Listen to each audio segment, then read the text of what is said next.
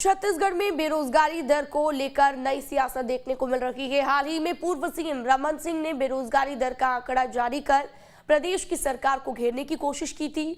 वहीं कांग्रेस रमन सिंह के आरोप पर पलटवार कर रही है और प्रदेश की बेरोजगारी दर को देश की बेरोजगारी दर से बेहतर बता रही है। छत्तीसगढ़ में सियासी घमासान थमने का नाम नहीं ले रहा है। अब बेरोजगारी दर को लेकर कांग्रेस और बीजेपी में घमासान शुरू हो गया है। पूर्व मुख्यमंत्री रमन सिंह के बेरोजगारी दर के आंकड़े जारी करने के बाद सरकार बीजेपी पर हमलावर हो गई है। रमन सिंह के आंकड़ों के वार पर आंकड़ों से पलटवार किया गया है। कांग्रेस का कहना है कि प्रधानमंत्री ने 2 करोड़ लोगों को सालाना रोजगार देने की बात कही थी, इसलिए छत्तीसगढ़ के आंकड़ों की तुलना नहीं किया जाना ही बेहतर होगा। कोरोना काल के दौरान भी छत्तीसगढ़ सरकार ने लोगों को रोजगार उपलब्ध कराया है। सीएमआई ने इसके आंकड़े जारी किए, जिसमें छत्तीसगढ़ रोजगार के मामले में देश में चौथे नंबर पर है। माननीय मोदी जी ने अपनी बातों में कहा था, उस 2 करोड़ की गिनती में ऑटोमोबाइल सेक्टर में 4 व्हील ट्रक और छोटी गाड़ियों की बिक्री का जिक्र करते हुए कहा था कि एक गाड़ियों में 2-2, 3-3 लोगों को नौकरी मिली है, उसको रोजगार मिला है, उसको भी जोड़ करके वो 2 करोड़ बनाने की कोशिश किए थे। मैं आज जो आंकड़े दूंगा उसमें छत्तीसगढ़ के आंकड़े नहीं है कि हाँ ऑटोमोबाइल की कितनी बिक्री हुई और कितने लोग रोजगार। अनुकंपा के आधार पर 3700 नियुक्तियां हुई। व्यावसायिक परीक्षा के माध्यम से 1100 लोगों को रोजगार से जोड़ा गया। 3000 टीचरों की भर्ती पीएससी के माध्यम से की गई। हेल्थ विभाग में 400 लोगों को रोजगार और मेडिकल कॉलेज में 1000 लोगों को रोजगार दिया। प्रदेश में 172 स्वामी आत्मानंद स्कूल खोले गए, जिनमें 1000 लोगों को रोजगार दिया गया। 2.5 लाख अनियमित कर्मचारियों की भर्ती की गई। 1.5 लाख लोगों को अनियमितीकरण में लाभान्वित किया गया। राजस्व विभाग में 500 लोगों को रोजगार दिया गया।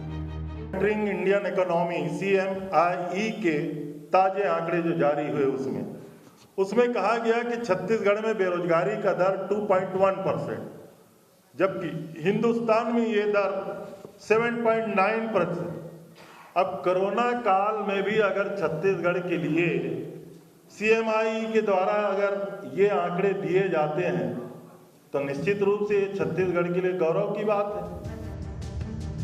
आंकड़े प्रस्तुत करने के पश्चात कृषि मंत्री रविंद्र चौबे ने कहा कि घोषणा पत्र में किए वादे अनुसार लगभग 5 लाख के आसपास लोगों को नौकरियां दी गई हैं, जबकि बीजेपी के कार्यकाल में रोजगार छीनने का काम किया गया था।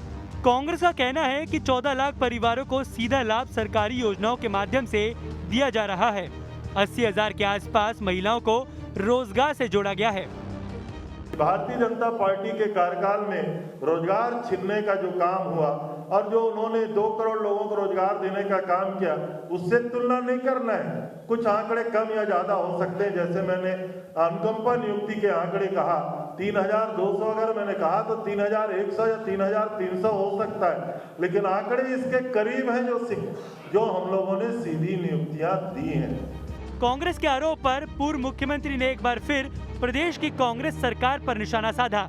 रमन सिंह ने कहा कि बीजेपी शासनकाल के 3 साल के आंकड़े का कांग्रेस के 3 साल के आंकड़ों से तुलना की जा सकती है, जिसके बाद दूध का दूध और पानी का पानी हो जाएगा।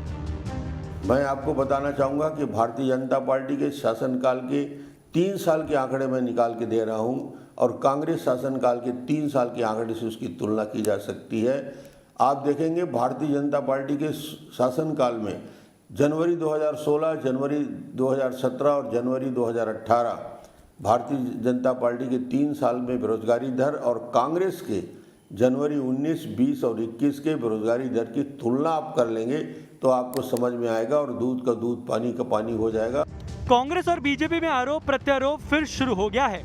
आंकड़ों पर जारी ये घमासान कहां तक जाएगा, ये देखने वाली बात होगी। रायपुर से अंकुश शर्मा के साथ टीम न्यूज़ स्टेट।